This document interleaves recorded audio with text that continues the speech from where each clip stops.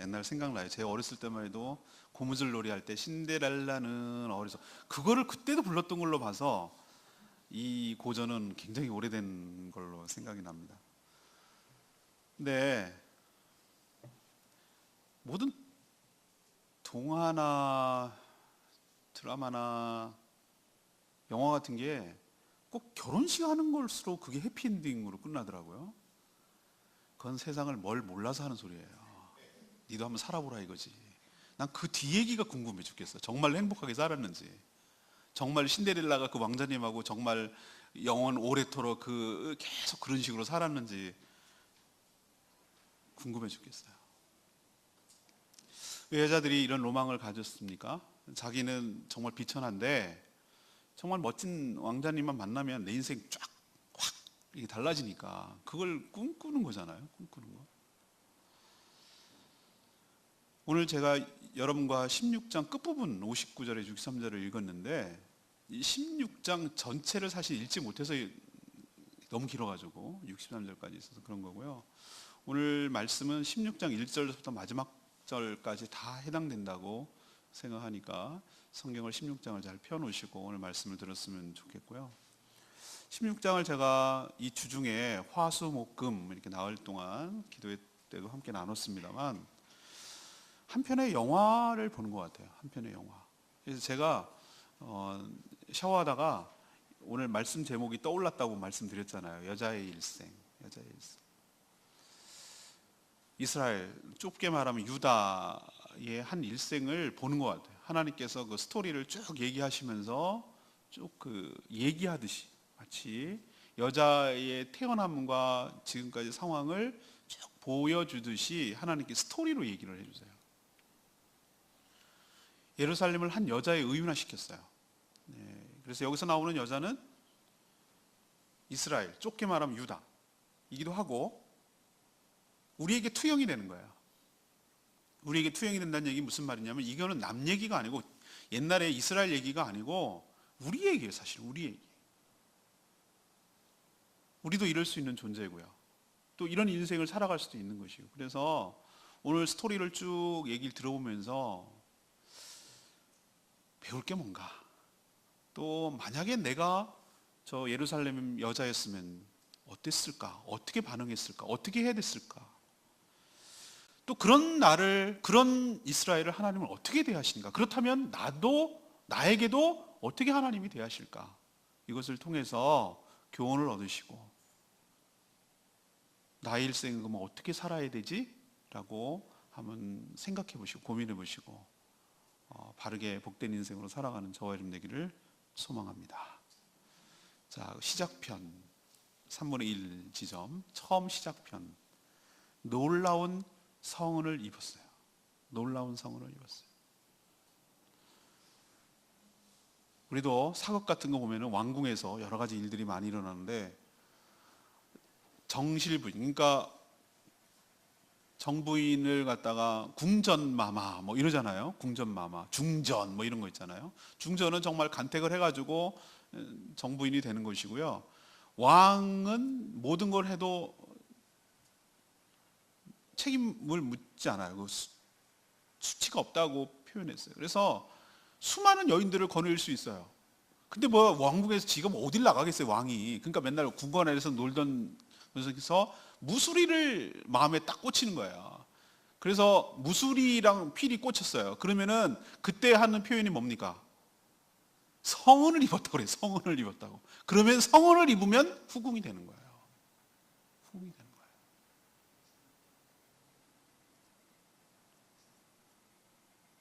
예루살렘이 그랬고 우리가 그랬어요.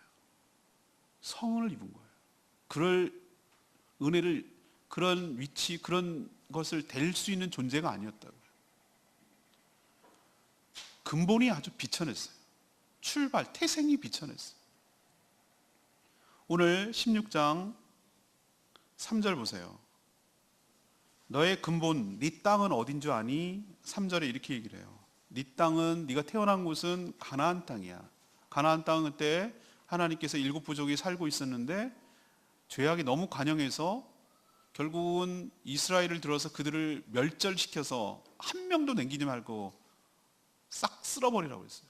여리고성 함락시킬 때 남기지 말라고 그랬어요. 하나도 진멸이라고 표현했어요. 그렇게 악한 곳이었어요.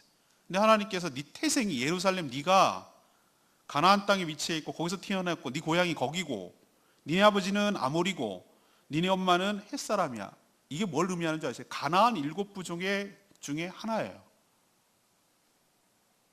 근본이 천하다고. 그냥 하나님께서 심판을 내리고 멸망하고 없애버려도 할 말이 없는 그런 가나안 7부족에 속해 있는 곳에서 니네가 태어났다는 거예요. 그러면 태어나서 잘 살았는가? 그것도 아니에요. 4절 보면은 네가 난 것을 내가 출생 비밀을 얘기해 주는데 네가 날 때에 4절에 배꼽줄도 탯줄도 누가 잘라주는 사람이 없었어. 너를 물로 깨끗하게 씻겨주는 사람도 없었어. 네가 태어났을 때 저도 우리 아이들 태어난 거 보니까 어머 세상에 아이는 뽀얗게 씻겨서 나왔으니 망정이지, 처음 태어날 때 보면은 덕지덕지 묻어있고 피는 묻혀있고 그걸 아마 소독을 산부인과에서 요즘은 다 하지만 그때는 소금물로 씻었던 모양이에요. 그래서 너에 대해 소금을 뿌리고 그것을 갖다가 깨끗이 씻겨주는 사람도 없었어. 아이가 엄마의 모태에 있다가 밖으로 나오면은 아무것도 온도를 보호해 주는 것이 없어서 강보로 싸줘야 돼요. 그래야 체온이 유지돼서 안 죽는데 강보로 싸주지도 않았어. 싸주는 사람도 없었어. 싸주기는커녕 5절에 보니까 돌보아주는 사람들 한 명도 없고 불쌍히 여기는 사람 한 명도 없고 너를 갖다가 천하게 여겨서 들에 버렸다고 그랬어. 아무도 너의 출생을 반기는 사람이 없었다고. 너의 존재를 사랑하는 거는커녕 너의 존재를 갖다가 기뻐하는 사람도 없었다고. 버렸다고. 죽이는 거예요. 버렸으면 이런 상태로 아이가 태아가 버려지면은 몇 시간 살겠어요? 몇 시간? 아니 몇 분도 못 살 거예요. 최소한 하루도 못 넘겨요. 이런 상태로 하면은 하루도 못 넘기, 그냥 스스로 죽을 뿐만 아니라 이런 상태가 되면 들짐승의 밥이 되죠. 전혀 사랑받지 못해 죽을 인생이었다고, 예루살렘이. 근데 하나님께서 극적으로 구출해 주세요. 6절에 나가요. 내가 너의 그 버려진 길 곁으로 지나갈 때에 피투성이가 된 것을 보고 그리고 살려고 버둥버둥거리는 발짓하는 모습을 봤다고 그랬어요. 하나님께서. 그것도 생명이라고, 나 죽지 않았다고 아기가 깐난쟁이가 태어나가지고 버둥버둥 하는 거예요. 발짓이라고 그래요. 발버둥 치는 거예요. 발버둥 치는 것을 보고 하나님께서 긍휼의 마음과 불쌍히 여기는 마음이 막 올라오셨어요. 그래서 뭐라고 그 아기한테 얘기를 하냐면 이렇게 얘기해요. 전 이 대목에서 마음이 이렇게 울컥하는 거예요. 이 대사, 하나님이 하시는 대사예요. 피투성이라도 너한테 이르기를 너는 피투성이라도 사람만 있어라. 다시 이르기를 너는 피투성이라도 좋으니 사람만 있어다오. 살기만 해라. 내가 어떻게든지 살릴 테니까 죽지 마라. 살기만 있어라. 라고 그렇게 애기한테 얘기를 하는 거예요. 이 대사가 얼마나 하나님의 그 마음이 느껴지십니까, 여러분? 사람만 있으라고. 하나님 난 거 아니에요? 버려진 아기예요? 그래서 거두었어요, 하나님께서. 그렇게 구출해서 고아원에다 맡기고 알아서 살아. 이제는 내가 할 도리 했다라고 하지 않으셨어요. 직접 거두셨어요. 거두시고 7절에 보니까 너의 들에 풀같이 많겠다는 얘기는 뭐냐면은 그만큼 무성하고 건강하게 잘 자라겠다는 뜻이에요. 풀처럼 싱싱하고 무성하게 자라게 해줬어요. 보호해줬다는 거예요. 보호해주고 양육했다는 거예요. 지극하게 사랑으로 보호와 양육을 했다는 것을 이렇게 표현하는 거예요. 그리고 드디어 보세요. 7절에 보면 내가 크고 크게 자라고 심히 아름다우며 유방이 뚜렷하고 내 머리털이 자랐다 그랬어요. 그러니까 이 아이 여자아이예요. 그러니까 여자 일생이에요. 이 보면은 아름다운 처녀로 애가 잘 자라간 거예요. 그때까지 하나님께서 극진하게 보살펴 준 거예요. 죽을 인생이었는데. 근데 여전히 어떤 것이죠? 벗고 있었어요. 벌거벗고 있었어요. 그냥 생존만 하고 있었어요. 사랑받지도 거기에 걸맞는 삶도 누리지도 못하고 그냥 아름답게 성장했는데 그럴 것까지만 해도 하나님 정말 큰일 하신 건데 놀랍기도 하고 파격적인 사랑이 나타나요. 8절에 보면 내 곁에서 지나가 보니 네가 사랑할 만한 때라. 그러니까 성숙한 처녀가 되었다는 거죠. 그래서 내 옷으로 너를 덮어서 벌거벗은 것을 가려줬다. 이게 바로 약혼을 말하는 거예요. 이스라엘식 표현이 이 표현이에요. 우리도 보아스, 룻 기억나십니까? 룻기에 보아스가 발치의 옷을 덮어서 나에게 덮어주십시오 라고 말하는 것은 저를 거두어 주십시오 라고 말하는 청혼 같은 거예요. 이게 이스라엘식 표현이라니까요. 그래서 이게 약혼 과정이고 또 벌거벗음을 가려주고 너한테 맹세하고 언약하여 너를 내게 속하게 하였느니라. 이것은 결혼을 의미하는 거예요. 나의 아내로 속하게 만들었다. 내 바운더리로 나와 동일한 존재로 내 아내로 맞아줬다는 거예요. 버려진 고아아이를. 그리고 9절에 보니까 내가 물로 너의 피를 씻어 없애고 내게 기름을 바르고, 이 얘기는 수치를 벗겨주고 사랑으로 감싸주었다는 뜻이에요. 피로 그리스도의 보혈로 정결하게 하고 성령의 기름으로 너를 깨끗하게 충만하게 채워줬다는 게 은혜를 베풀었다는 얘기예요. 그리고 10절에 아내가 되었으니, 왕의 아내가 되었으니, 만왕의 왕의 아내가 되었으니 거기에 걸맞도록 하나님께서 대우를 해주기 시작하셔요. 수놓은 옷을 입히고 물돼지 가죽신으로 신기고, 물돼지가 난 뭔지는 모르겠어요. 근데 아마 최고급 수제 신발인 것은 틀림없어요. 가죽 신발. 물돼지가 저는 보기에 하마가 아닐까? 얘네들이 할 때 이렇게 막 하마 가죽 좋아 보여요. 제가 봐도 그냥 느낌상 아주, 그걸 못 잡으니 망정이지, 못 잡으니까 가죽을 못 쓰는 거지, 대량 생산이 됐으면 최고급 가죽 같아요. 하마 봐도 딱 튼실해 보이지 않으세요? 물돼지가 그거 아닐까? 저는 이게 추측을 해요. 아무튼 그 당시 구할 수 있는 아니 지금 만약에 그런 소재로 신발을 만들어도 최고급 신발일 거예요. 그거로 신겨주고 가는 배로 두르고 모시로 덧입히고 속옷, 겉옷, 이거 전에 뭐하고 다녔어요? 벌거벗고 있었다니까.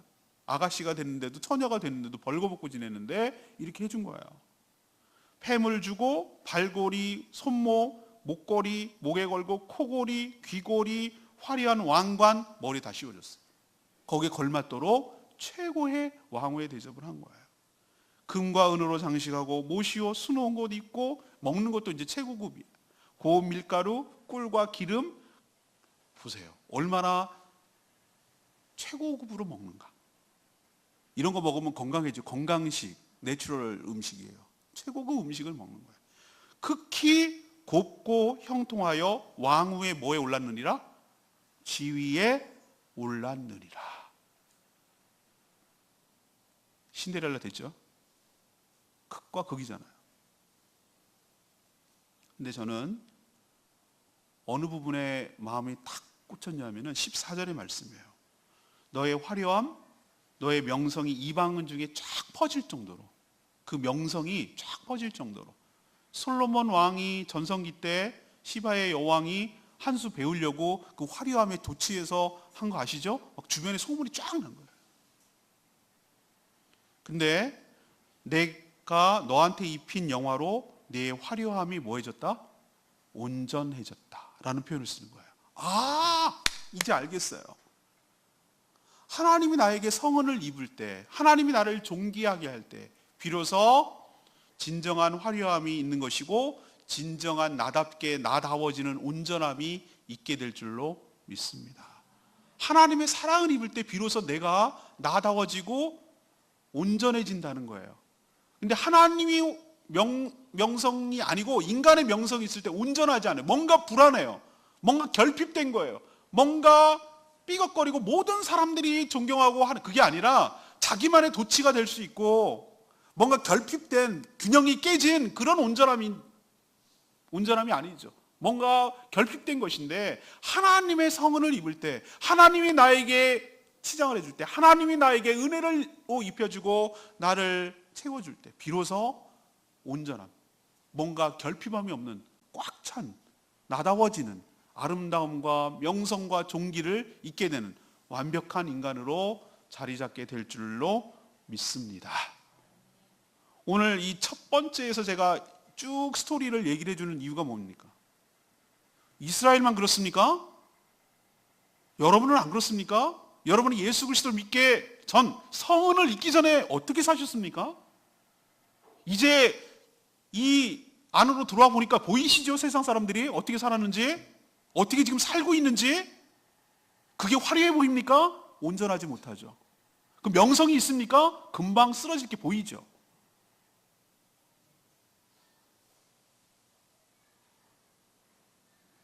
자신의 천박함도 모르고 자기의 벌거벗음도 모르고, 아니 누가 걷어주는 사람이 없어서 수없이 죽어가는 사람들이 얼마나 많이 있습니까? 하나님의 사랑을 입지 못해서 살아가는 사람들이 얼마나 지천에 있습니까? 거기에 비하면 하나님께서 왜 나라고 설명을 못할 게지만 지나가시다가 나를 긍휼히 여기시고 불쌍히 사람만 있어다오 사람만 있어다오라고 말씀하시면서 나를 끄집어 건져내시고 키워주시고 은혜를 입혀주시고 신부로 삼아주시고 거기에 걸맞도록 은혜를 베풀어 주시고, 이 전부 다 공짜, 전부 다 공짜. 나의 나 된 것은 하나님의 은혜인 줄로 믿습니다. 여러분의 여러분 된 것은 여러분이 잘나서가 아니에요. 여러분 태생이 아니라니까. 태생이 천박하고 버려진 존재였다니까. 그런데 하나님께서 나를 거두어 주셨다니까. 전적인 하나님의 은혜이며 축복인 줄로 믿습니다. 또 하나는 나의 온전함은 하나님의 영광 때문인 줄 기억하시기를 바랍니다. 내가 나다워지고 내가 진정으로 행복하고 내가 이루어지고 내가 뭔가 성취하는 것은 세상의 그 어떤 것이 아니라 하나님이 베풀어 주신 그 영광이 비춰지기 때문에 내가 비로소 그때 결핍이 없는 온전한 인간으로 새로 태어나게 되며 왕후처럼 곱고 형통하여 그 지위를 누리게 될 줄로 믿습니다. 그래서 여자 일생 3분의 1 파트는 뭐냐? 놀라운 하나님의 성은을 입은 존재인 줄로 믿습니다. 두 번째, 이제 타락 파트로 갑니다. 두 번째는 배은망덕으로 모든 것을 망친 존재. 배은망덕으로 모든 것을 망쳤어. 이런 은혜를 입었으면 감지덕지하고 살아야 되는데 참 인간이 묘하죠. 안 먹은 감이 먹고 싶고 안 가본 데 가보고 싶고 자기 남편 귀한 줄 모르고 옆집 나 아저씨가 더 멋져 보이고 현빈이 멋져 보이고 뭐 이런 게 인간의 모습 아닌가요? 모든 타락은 어디서부터 시작되는가? 저는 22절의 말씀에 나와요. 네가 어렸을 때 벌거벗은 몸이었고 피투성이가 되어서 발짓하던 것을 뭐하지 않고 기억하지 아니하고 네가 모든 가증한 일과 음란을 행하였느니라. 우리가 타락하게 되는 결정적인 것은 여러 가지가 있을 수 있지만 그 근본은 뭐냐면은 은혜를 잊어버릴 때 시작되는 거예요. 은혜를 잊어버릴 때. 개구리가 올챙이적 잊어버릴 때. 나는 처음부터 하늘에서 뚝 개구리로 떨어졌어 라고 올챙이들을 무시하기 시작할 때, 자기가 꼬물꼬물 거리고 물속에서 다니던 그런 존재였다는 걸 잊어버릴 때, 얼마나 내가 처한 것이었는데 은혜로 여기까지 왔는지를 잊어버리는 순간, 그때 스물스물 타락하기 시작하는 징조가 보이는 거예요. 그래서 15절에 뭐라고 하나님께서 얘기합니까? 그러나 반전이 일어나는 것이죠. 네가 네 화려함을 믿고 네 명성을 가지고, 하나님이 주신 그 화려함과 명성을 가지고 마음이 높아지기 시작하는 거예요. 자기가 처음부터 금수저로 태어나고 처음부터 왕족이었고 처음부터 나는 왕비가 될 사람이었어 뭐 이러면서 이렇게 교만이 가득가득 올라오는 거예요. 옛날을 다 잊어버린 거예요. 그리고 나서 남편이 뻐젓이 있는데도 불구하고 15절에 지나가는 한 명의 남자가 아니에요. 모든 자와 지나가는 모든 자와, 여기 충격적인 거예요. 모든 자와 닥치는 대로 더불어 음란을 행하였으므로 음란의 결과 네 몸이 그들의 것이 되었도다. 저와 함께 제 생명의 상 끝나고 새로운 상 공부할 때 나오는 개념 중에 솔타이라는 개념이 제가 설명드렸죠. 영적 결합이 일어나요. 몸의 결합이 일어나면 영적 결합이 일어난다고. 예수님이 뭐라고 그랬어요? 창녀와 합하여 한 몸이 되면 그와 똑같이 되는 거라고. 왜 여러 죄악 중에 간음이 무서우냐? 간음하게 되면 영적 결합이 일어난다고. 그 안에서 포로가 돼서 헤어나지 못한다고. 창녀랑 한 몸이 되면, 몸 파는 여자랑 한 몸이 되면 똑같이 된다고. 거기서 못 나온다고. 묶여버린단 말이에요. 묶여버린다고. 오늘 딱 표현하고 있잖아요. 네 몸이 바람피는 그들의 것이 되었도다. 이제 네 몸이 아니란 뜻이에요. 이게 바로 간음이 후유증이고 결과물이기도 해요. 더 기가 막힌 것은 하나님 입장에서 16절 보세요. 다 남편인 하나님이 준 것 같고 음행을 저지른 거예요. 내가 내 의복을 가지고 널 위하여 각색으로, 하나님이 다 준 거예요. 그거 갖고 의복을 가지고 각색으로 산당, 우상 섬기려고 산당을 꾸몄어요. 거기서 행음했는데 이런 일은 전무후무, 전에도 없었고 후에도 없을 일이다 이거예요. 너네 같은 애들 처음 봤다 이거예요. 그리고 17절에 내가 너한테 준 금, 은, 장식 이런 걸 갖다가 너를 위해서 외간 남자인 남자 우상을 만들었어요. 은금 팹을 가지고 신상을 만들어 가지고 거기서 우상을 했다는 거예요. 여기서 핵심은 하나님이 준 은금 팹을 가지고 했다는 거예요. 남편이 준 것 같고, 남편이 벌어다 준 것 같고, 그 돈 갖고 남의 남자랑 못된 짓 했다 이거예요. 그러니까 그걸 남편이 하나님이 느낄 때 어떤 감정인지를 생각해보고 얘기를 하셔야 돼요. 18절에 네 수놓은 옷을 우상에게 입혔어요. 그거 갖고 입혔어요. 자기 일을 벗겨가지고 하나님께서 그 수치를 가려준 옷을 갖다가 그 옷을 벗겨서 우상한테 입히는 거예요. 너 먹으라고 준 거 기름 향 그 앞에 갖다가 베풀고 제사 음식으로 너 먹으라고 준 거 19절에 음식물을 고운 밀가루 기름 꿀 그걸 갖다가 베풀어서 어디다가 상음했어요. 다 제단에 살려가지고 우상 숭배하는데 했단 말이에요. 진짜요? 그랬더니 이 19절에 뭐지? 과연 그렇게 하였느니라. 진짜로 그렇게 했다 이거예요. 설마 과연 그렇게 했다 이 말은 너네가 이건 팩트거든, 이거는 진짜거든, 진짜로 그렇게 했거든 이라고 하시는 하나님의 표현이에요. 더 기가 막힌 것은 28절에 보면 내가 음욕이 차지 않아서, 이거는 완전히 성품적으로 타락해서 음란한 여인.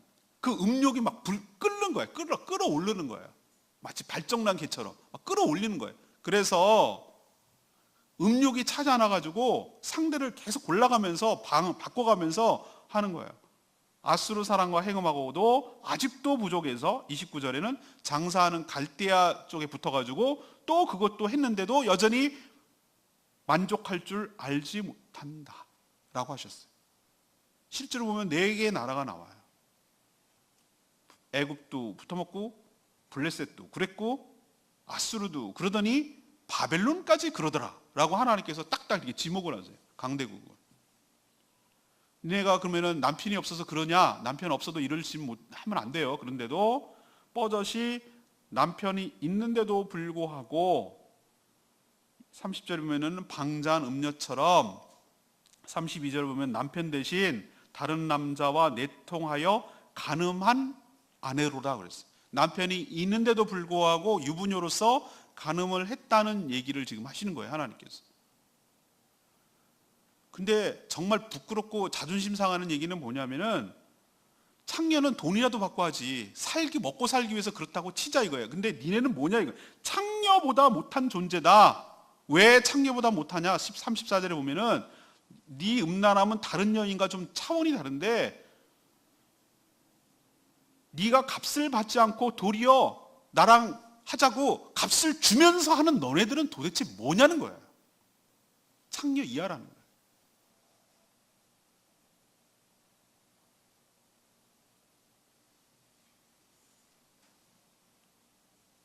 여러분이 남편이라면 어떻게 하시겠어요? 이런 아내도. 제가 기도의 시간에 말씀드렸죠? 여러분이 이 입장이면은 하나님보다 더하면 더했지 덜하지 않다고. 하나님 이 정도 굉장히 젠틀하게 하시는 거라고. 35절에 그러므로 그랬어요. 그러므로 니네가 이딴 짓을 함으로 너 음녀야. 아내였다가 고아였다가 그것을 걷어가지고 황후의 지위에 올렸는데 지금은 뭐라고 부릅니까? 내 음녀야. 다른 말로 할 거야. 이 창녀야 라고 말하는 거예요. 지금부터 내가 하는 말 잘 들어라 이거예요.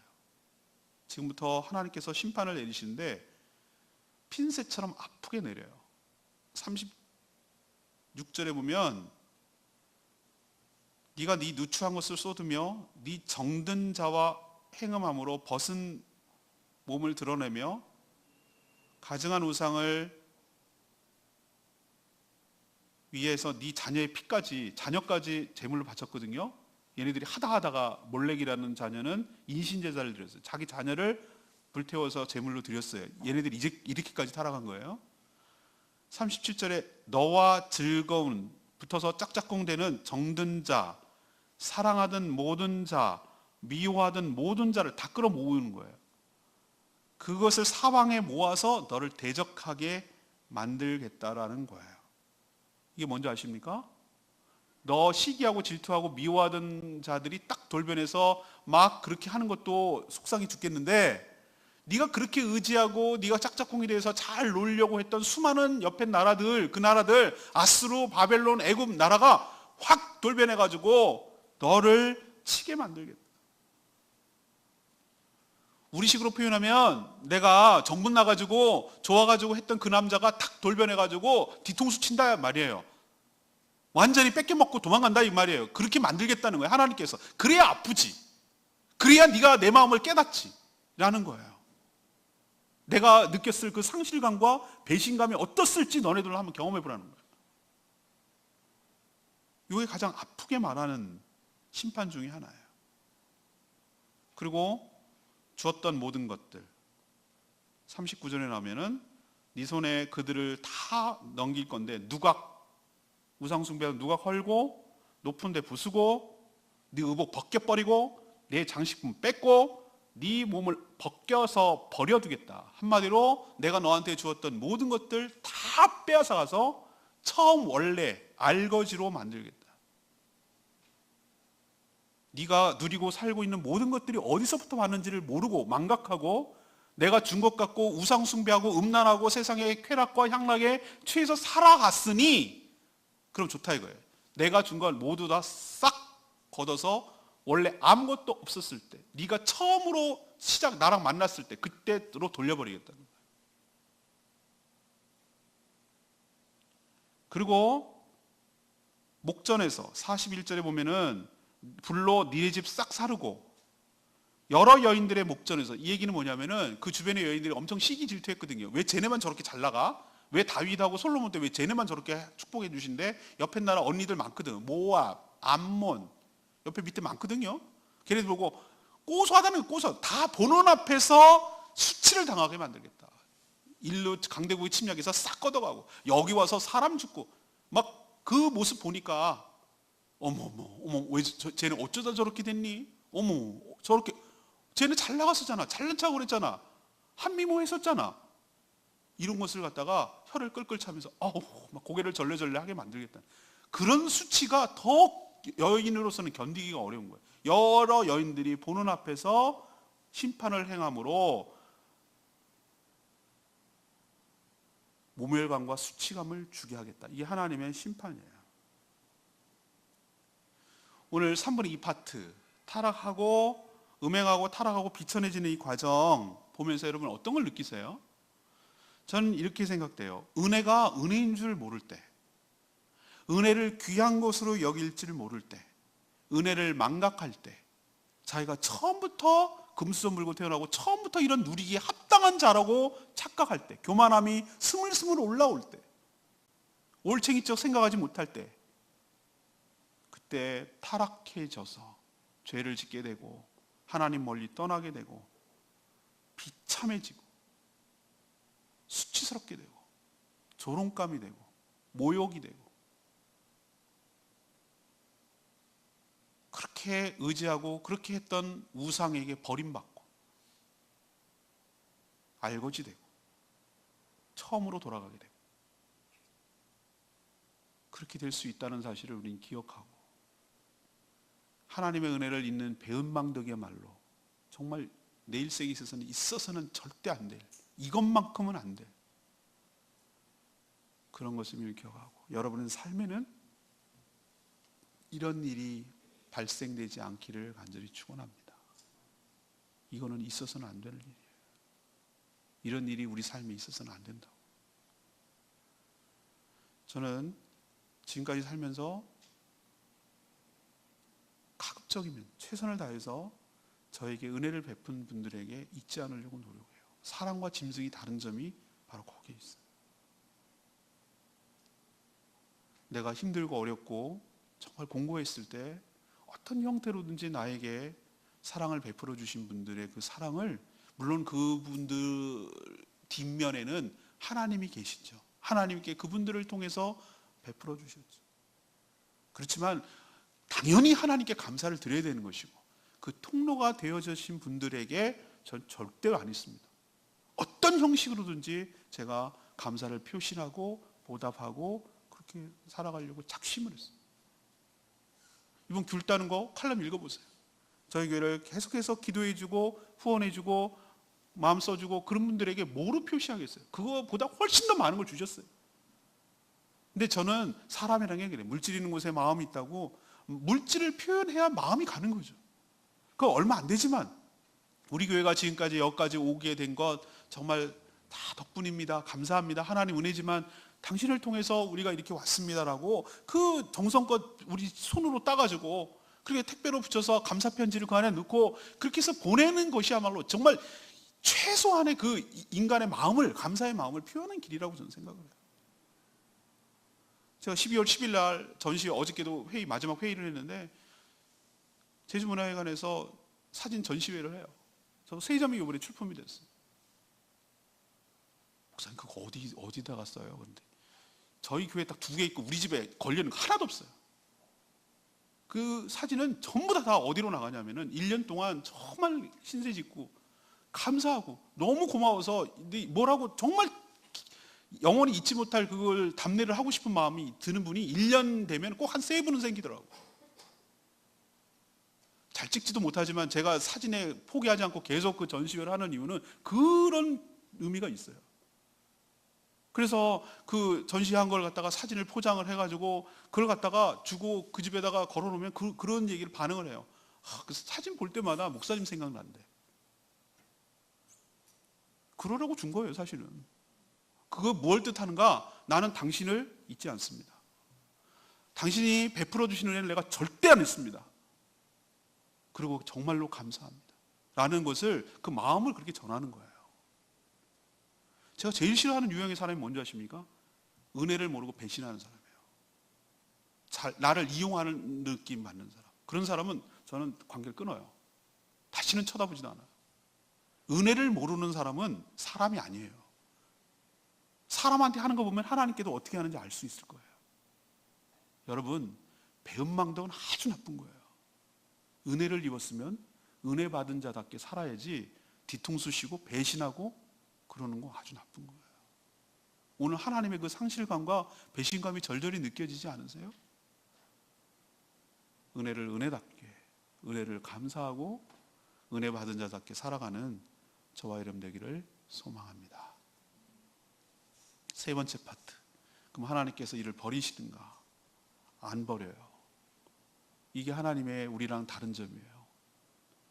하나님은 심판 후에 우리를 회복시켜 주십니다. 자꾸 사람들이 알거지 만들고 이렇게 하는 건 하나님 정말 뒤끝 장렬이네. 줬던 거 다시 뺏고 말이지. 이렇게 생각하면 정말 하나님을 너무 몰라도 너무 모르는 거예요. 하나님께서 여러분들에게 왜 징계를 내리고 왜 심판을 내릴까요? 왜 여러분 그렇게 할까요? 오늘 얘기하시잖아요. 41절에 보면은 이렇게 목전에서 벌을 내립니까? 내가 너에게 뭐 하려고? 음행을 뭐 하게 하려고? 그치게 하려고. 그딴짓 못하게 하려고 그러는 거예요. 다시는 값을 주지 아니라. 이 얘기는 뭐가 있어야 뭐 음란한 일을 하고 우상숭배를 하지, 그걸 아예 못하게 만들어서 창녀 이하처럼 돈을 주고 음란한 일을 하는 것을 그치게 만들려고 이렇게 한다는 거예요, 하나님께서. 이게 사실은 심판의 목적이지 보복 자체가 목적이 아니에요. 깨우치게 하는 거예요. 너 봐라, 내가 느낄 상실감을 생각해봤니? 네가 사랑하던 자한테 배신당했을 때 그 굉장히 아프지. 그 사람이 오히려 막 치고 그 사람이 오히려 그렇게 하니까, 그 나라가 그렇게 하니까 너무 막 속상하지. 너만 그런 줄 아니? 내가 그런 느낌이라는 걸 깨우치려는 목적이지, 잘됐다 쌤통이 나면 너도 한번 당해봐라, 이런 개념이 아니란 말이에요. 하나님께서 42절에 뭐라고 그랬어요?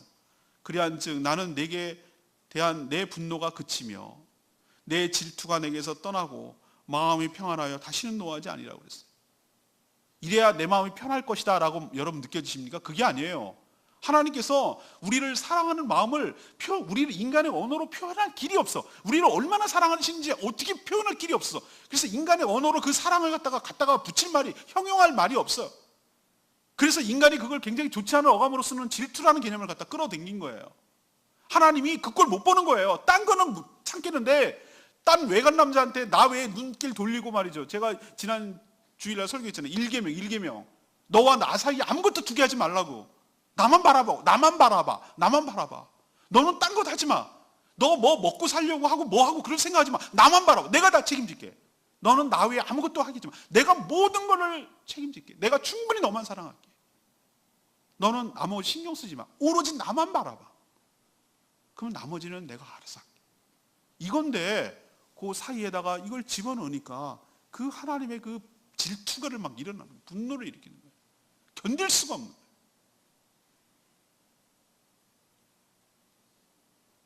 저는 사랑의 반대가 미움이 아니라고 생각해요. 사랑의 반대는 무관심이에요. 버리는 거예요. 애정이 남아있어야 뭐라도 얘기도 해주죠. 저도 그래요. 제가 어떤 분을 갖다가 뭐 얘기도 해주고 뭐 이런 조언도 해주고 이런 충고도 해주고 기도도 하고 그렇게 하는, 그래도 애정이 남아서 그래요. 정말로 그 애정도 없으면은 무관심해요. 내버려둬요. 사랑의 반대는 미움이 아니에요. 무관심이에요. 사랑하면 무관심할 수가 없어요. 사랑하면 하기 때문에 분노도 나고, 하기 때문에 화도 나고, 그렇기 때문에 포기 못하는 거예요. 이게 사랑이에요. 여러분 사랑해보면 알아요. 하나님의 사랑은 절대 포기할 수 없는 사랑이에요. 하나님께서 분노하시는 것은 네 어렸을 때가 어땠는지를 기억하게 하므로 다시는 그런 가증하고 더럽고 추잡한 일을 하지 못하게 하려는 데 초점이 있어요.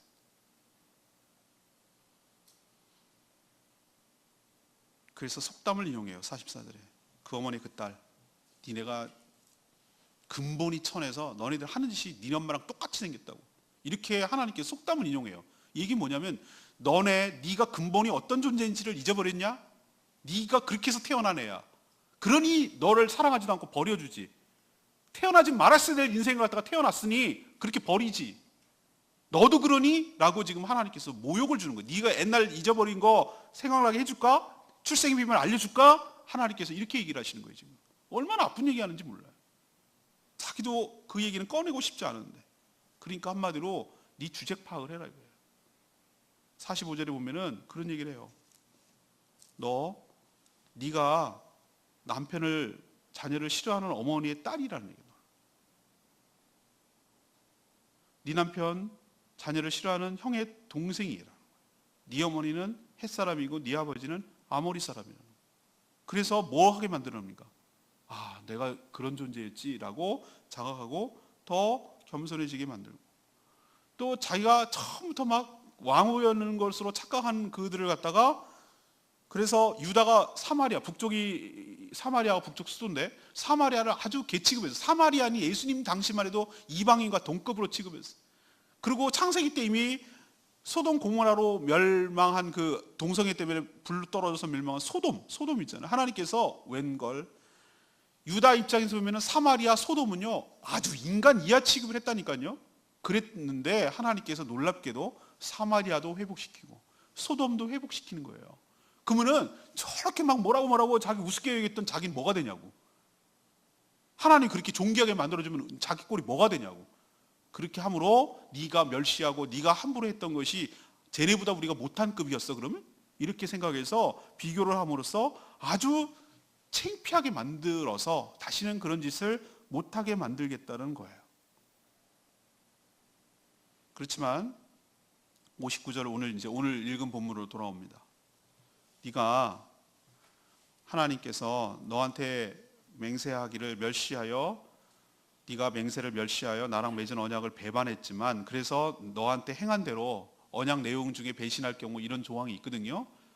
그렇게 행했지만 그걸로 끝나는 게 아니라 60절에 또 반전이 일어나죠. 여러분 그 접속사를 유심히 보셔야 되는데 아까 그러므로 라고 했지만 60절에 보면 뭐라고 나옵니까? 그러나 반전이 일어나는 거예요. 너와 어렸을 때 맺은 언약, 이게 뭐죠? 시내산에서 맺은 이스라엘 백성과 맺은 하나님과의 너는 나의 백성이 되고 나는 너의 하나님이 되리라는 이 어렸을 때 세운 언약을 말하는 거예요. 그것을 기억해 내셨어요. 다시 기억하고 유효하다는 거예요. 유효. 그걸 기억하고 간직해서 다시 이번에 흔들리지 않은 영원한 언약을 세우겠다. 다시 결혼 관계로 회복시켜 주겠다. 그렇지만 네 형 아우 다시 회복시키라고 그랬어요. 형 아우가 누굴까? 사마리아하고 소돔이에요. 그래서 너를 부끄럽게 만들 것이야. 왜 63절에 너의 행했던 모든 잘못된 일을 기억하고 놀라고 부끄럽게 할까요? 다시 입에 오르내리지 못하게 만들까요? 왜 하나님께서 우리도 대못 같은 못에 대못 박아는다고 그러는데 왜 내 가슴에다가 대못질을 해? 라고 말했어요. 그래서 그 대못 때문에 너무 아픈데 못은 빠졌는데 왜 못 자국은 남을까요? 하나님은 기억조차 안 하시고 편집하는데 왜 나의 기억 속에는 남는 걸까요? 이것도 일종의 하나님의 배려이고 축복이에요. 왜? 우리 기억 속에 남김으로 그 생각만 하면 몸서리치고 그 생각만 하면 창피스럽고 그 생각만 하면 막 모멸, 이것을 기억하게 함으로써 부끄럽게 만듦으로써 다시는 그 죄를 반복하지 않게 하려는 하나님의 안전장치 중에 하나예요. 그러기 위해서 여러분이 주님께 돌아와야 되고 63절에 이르는 표현처럼 하나님께 용서를 받아야, 죄를 회개하고 모든 행한 일을 용서를 받아야 언약이 회복되고 하나님과의 관계가 온전히 회복될 줄로 믿습니다. 그래서 관계가 회복되어야만이 나는 하나님의 자녀가 되고 하나님의 신부가 되고 하나님은 나의 하나님이 될 때 비로소 옛날의 모든 잃어버렸던 것을 회복하게 되고, 그렇지만 그때와 다른 점이 하나 있다면, 초창기와 다른 점이 있다면, 내가 어떻게 해서 구원을 받았고 어떻게 해서 하나님께서 용서를 해주셨는지를 기억하게 함으로 다시 그런 일을 반복하지 않게 하려는 상태가 되는 것이지 처음 상태로 돌아가지는 않아요. 여러분, 진정한 사랑은 버리는 사랑이 아니라 포기하지 않는 사랑이 진정한 사랑인 줄로 믿습니다. 하나님 우리를 사랑하실 때 끝까지 사랑하셨어요. 어떻게 해서든지 우리를 구원하시고 다시 회복시키셔서 그 관계를 복원하고 그 영원한 언약이라는 것은 관계 언약인데 영원한 신부로 다시 맞아들이기 위해서 주 예수 그리스도를 통하여 영원한 언약을 맺으시고 그리스도의 신부로 우리를 다시 맞아주셔서 교회가 신부가 되도록 하셔서 우리를, 교회 안에 우리가 있으니까 신부를 맞아주셔서 영원한 행복한 삶을 살아갈 수 있도록 회복시켜 주시는 것이 하나님의 마지막 모습인 줄로 믿습니다. 바람 펴서 집 나간 여인 다시 들어왔을 때 그 남편이 여보 이제는 내가 과거를 다 용서할 테니 이제는 그러지 말고 같이 잘 삽시다 라고 얘기를 해주면 그 남편이 얼마나 고맙겠어요, 아내 입장에서. 그렇지만 또 잊어버리지 말 것은 내가 어떤 짓을 하고 돌아다니다가 돌아오게 됐는지를 잊어버리면 안 되는 것이에요. 그리고 이런 나를 받아준 그 남편의 큰 아량과 넓은 마음과 용서를 잊어버리면 안 되는 것이에요. 그러라고 하나님께서 이 마지막 얘기를 하고 있어요. 자, 오늘 제목이 여자의 일생. 제가 아까 신데렐라 얘기로 시작을 했죠. 신데렐라는 뭡니까? 결혼이 끝이 아니라니까. 결혼이 끝이에요. 결혼은 어떻게 보면 시작이에요, 시작. 그렇지만 오히려 더 인생을 다 살고 죽을 때가 돼서, 그래서 그 같이 우여곡절도 참 많았지만 함께 살아온 노부부를 보는 것 같아요. 여자의 일생을 쭉 그린 것 같아요. 얼마 전에 누가 보내준 중국에 있는 노부부의 모습 보니까 난 그게 얼마나 그게 마음이 좋은지 모르겠어요. 할머니 할아버지 다 늙어 쭈글쭈글해요. 근데 서로 이렇게 떡을 갖다 이렇게 서로 주는 거예요. 먹어. 그러면서 둘이서 이러더라고. 먹어. 당신 먹어. 괜찮아. 당신. 둘이서 막 이러는 거예요. 쭈글쭈글 할머니인데 뭐 이쁘다고 머리를 이렇게 할아버지가 쓰다듬어 주더라고. 그거 보고 마음이 이렇게 마음이 오는 거야. 저거지. 저 사람이 맨날 꿍짝꿍짝꿍짝해서 저렇게 살아왔을까? 아니. 풍파도 많았을 거고 어려움도 많았을 거고 많은 우여곡절이 있었을 거다. 그렇지만 저렇게 살아와서 저렇게 다시 끝까지 회복이 되어서 저렇게 살아가는 모습이 얼마나 아름다운가. 사랑하는 여러분, 하나님과의 우리와의 관계도 그래야 될 줄로 믿습니다. 우여곡절이 있지만 그 넓은 아량으로 용서하시고 받아주시는 하나님의 사랑으로 다시 돌아오셔서 그 언약 관계 속에서 다시 사랑하며 사랑 주며 사랑받으며 살아가는 온전한 부부관계로 회복되는 저와 여러분 되기를 소망합니다. 오늘 16장을 통해서 여자의 일생을 보는 것 같다고 얘기했죠. 예루살렘, 곧 우리의 연약함과 패역함, 그리고 하나님의 긍휼하심과 사랑이 서로 너무 잘 대조되어 있지 않아요? 우리는 죽어마땅한 존재이고 버림받아도 할 말 없는 존재이지만 오늘 우리 찬양했잖아요. 신실하신 하나님. 맞아요. 하나님의 그 신실하심 때문에 우리가 소망이 있고 우리가 온전히 회복된 줄로 믿습니다. 우리는 신실하지 않아요. 우리는 그럴 존재가 못 돼요. 근데 하나님은 일관성이 있고 꾸준하시고 끝까지 우리를 사랑하시기 때문에 그 사랑 때문에 우리의 이런 패역함에도 불구하고 다시 회복되어 구원이 유지되는 줄로 믿습니다. 우리 세 가지 아까 제가 말씀드렸는데 내가 얼마나 비천한 존재였는지, 그리고 얼마나 하나님의 큰 은혜로 존귀하게 되었는지를 결코 잊지 않는 저와 여러분 되기를 소망합니다. 두 번째는 은혜 떠나는 순간 은혜 아니면 살아갈 수가 없네. 그 찬양 있죠? 은혜가 아니고 내가 내 힘으로 살지, 이만하면 걸맞게 대접받을만 하니까 대접받는 거지, 내가 살만 하니까 사는 거지, 이게 바로 많이 교만해졌다는 뜻이에요. 아이고 감사하다. 아이고 감사하다. 이만하니 감사하다. 이래도 감사하다. 용됐다. 용됐어. 내가 사람답게 사랑구실하며 사는 게 다 은혜다. 하나님 감사합니다. 하나님 감사합니다. 이게 바로 내가 은혜 속에 살아가는 증거예요. 은혜 잊어버리는 순간 그게 문제가 아니고 조금만 있으면 시간 문제이긴 한데 반드시 타락하게 돼 있어요. 은혜를 떠나는 순간, 잊어버리는 순간 타락하게 되고, 타락한다는 게 뭘로 나타나냐면 탐욕스러워져요. 끝없는 무엇을 추구해. 하나님 외에 다른 것을 의지하게 돼. 이게 우상숭배예요. 불상 세워놓고 섬기는 게 아니에요. 끝없는 탐욕으로 빠져들어가는 거예요. 만족감이 없어요. 음녀가 되는 거예요. 이 남자 만족 못해요. 사마리아 여인처럼 여러 남편 갈아치워도 만족이 안 돼요. 그리고 맨날 버림당해요. 그래서 남편이 그렇게 많은 거예요. 이용당하고 버림당하고 이 남자인가 붙으면 안 되고 버리고, 그렇게 해서 인생이 쭈그러들고 비참해지고 비천해지는 거예요. 탐욕의 끝은 그거라고요. 그걸 보여주시잖아요. 그러니 결단코 은혜를 잊어버리지 않는, 내가 어떤 존재인지를 잊어버리지 않는 저와 여러분 되기를 소망합니다. 그럼에도 불구하고 하나님이 후려치실 때, 정신 번쩍 나라고 날 때리실 때 나한테 왜 이래요? 그러지 마세요. 정신 똑바로 차리라고. 그거 중단하라고. 그렇게 계속 가다 죽는다고. 하나님께서 막아버리고 뺏어버리고 망하게 할 때 감사하세요.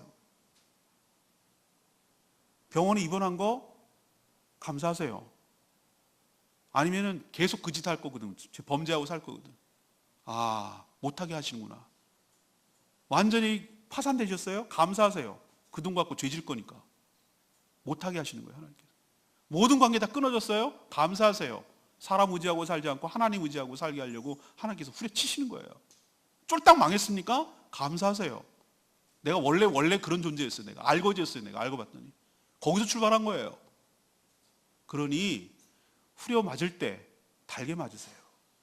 징계가 하나님 날 포기하지 않았다는 증거인 줄로 믿습니다. 또 하나는 나를 회복시키겠구나, 나를 새롭게 하시겠구나라는 증표이기도 해요. 그러니 후려 맞을 때 바짝 엎드리고 내가 어떤 존재인지를 잊어버리지 말고 주님 앞에 회개하고 용서를 구해서 그 하나님과의 관계가 회복되면 모든 것이 다 회복될 줄로 믿습니다. 관계가 회복되지 않고 쌓은들 다 사상누각이라니까. 사상누각 다 허물어진다니까 이거예요. 관계가 탄탄하면 하나님이 다 책임지세요. 나만 바라봐. 나만 바라봐. 너와 나 사이에 아무것도 두게 하지 마. 나만 바라봐. 내가 너의 모든 삶을 책임질게.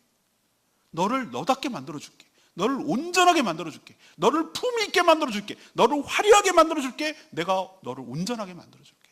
나만 바라봐. 이렇게 회복시키실 하나님 기대하시고 관계를 회복시키는 데 집중하는 저와 여러분 되기를 소망합니다. 여자의 일생, 곧 나의 일생임을 기억하고 기도하는 시간 갖겠습니다. 찬양집 334장 하나